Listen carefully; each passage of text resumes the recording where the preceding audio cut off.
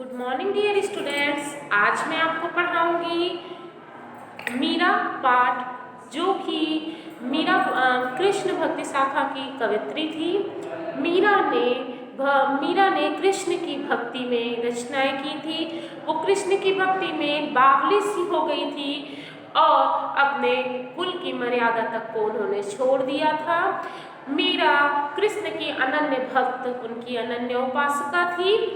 तो बच्चों, भक्ति काल की कृष्ण भक्ति शाखा की मीरा कवित्री मीरा के बारे में हम जानेंगे और मीरा के द्वारा लिखे गए पद को पढ़ेंगे। मेरे तो गिरधर गोपाल दूसरो न कोई, जाकी सिर मोर मुकुट मेरो पति सोई, छाड़ी दई कुल की कानी कहाँ करी है कोई, संतन ढिग बैठी बैठी लोक लाज खोई, असुवन जल सींच सींच प्रेम बेल बोई, अब ता बेल फैली गई आनंद फल होई, दूध की मथनिया बड़े प्रेम से बिलोई, दधिमत धृत काढ़े लियो डारी दई छोई, भगत देख राजी भई जगत देख रोई, दासी मीरा लाल गिरधर तारो अब मोही।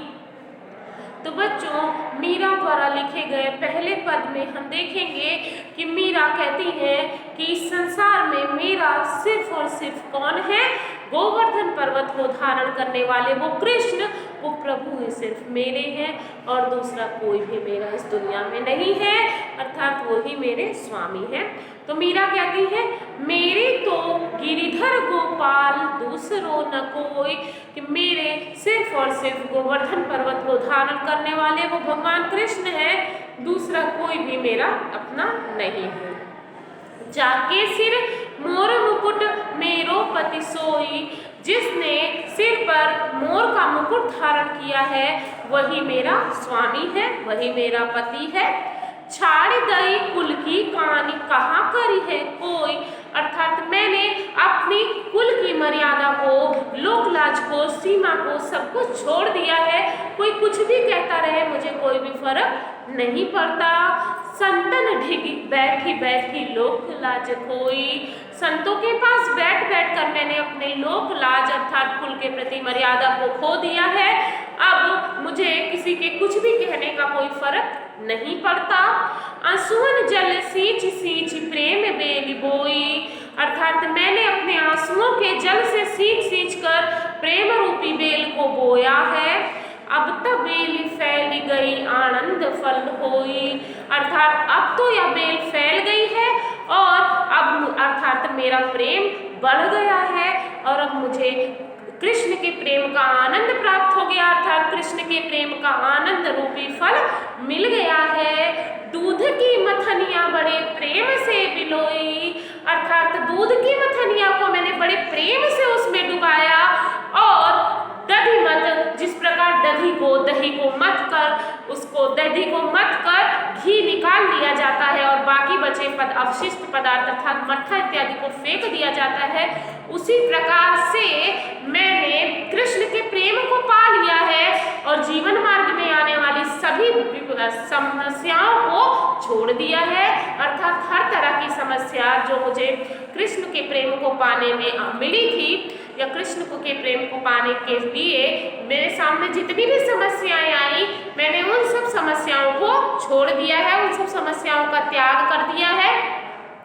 भगत देखी राजी भई जगत देखी रोई, अर्थात मैं कृष्ण के भक्तों को देखकर खुश होती हूँ और इस संसार को देखकर जो कृष्ण के प्रेम को नहीं समझता, जो ईश्वर की सच्चाई को नहीं समझता, उसको देख करके मुझे दुख होता है, मुझे कष्ट होता है, मुझे क्षोभ होता है। दासी मीरा लाल गिरधर तारो अब मोही, अर्थात मैं तो गिरधर के चरणों की दासी हूँ, अब मुझे वो ही इस भव सागर से पार करेंगे, अर्थात मुझे कृष्ण का प्रेम मिल गया है और मैं अब वो उस गिरधर के चरणों की दासी हूँ, अब वो गिरधर ही मुझे इस भव सागर से पार करेंगे, इस भव सागर से वो मुझे मुक्त करेंगे।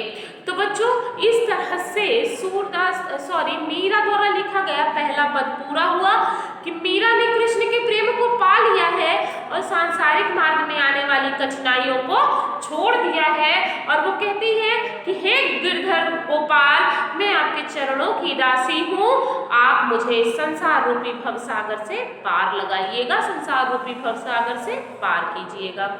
अगला पद है, सुनिएगा।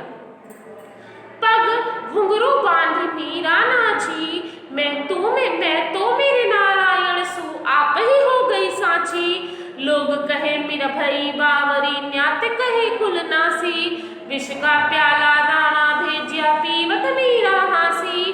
मीरा के प्रभु गिरधर नागर, सहज मिले अविनाशी।